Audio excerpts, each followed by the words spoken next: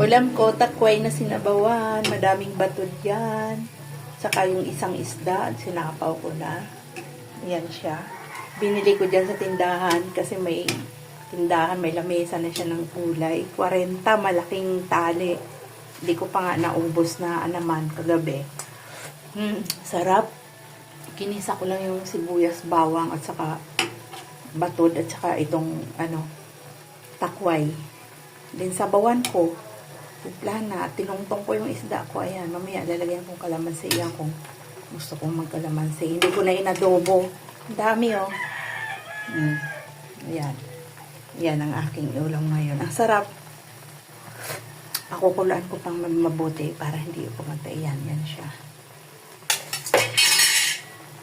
Ito yung kalamansi. Nakahanda na. Ayoko ng langgaw para iwas anemic. Ayan pa yung ibang takway, oh. Ayan. Ayan, kagabi ko lang naman yan, maaga, bago humiga na alas 9:30. Ayan. Tingnan mo, ililipat ko na yan sila para magkaroon ng laman dito sa may bintana ko ihahang. Ayan, ito yung punla ko, 5 araw na yan. Nahingi kong hinog na sili doon sa tindahan. Ayan. Ayan. Yung lupa ko maganda. Ayan. Ayan na siya. Ililipat ko na yan para magkalaman. By October na dito ka na for harvesting. 8 months daw ito na ma-harvest. Lilipat ko na yan. Ayan na yung marami ng dahon. Ayun, may bago pa ako. Magtatanim din ako. Para by October, marami tayong hindi nabibili ng garlic. Ayan.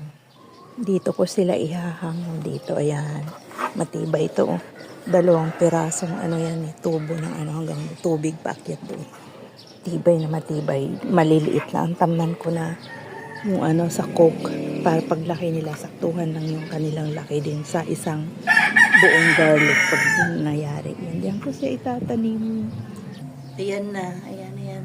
Yung nakita ko sa dito ilalabas yung kanilang mga dahon tapos nakaganan ihang dito lagyan ng water ng kanyang lupa, ilalabas siya dyan para pag nakahang ng ganyan tatayo siya. Nakita ko yan doon sa video. Ayan na luto. Ayan na, kain na kakain na ako. Alam ko takway na sinabawan. Ayan, kalamansi itigayin ko mamaya. At nilagay ko yung isang isda lang. Madaming batod, madaming hip.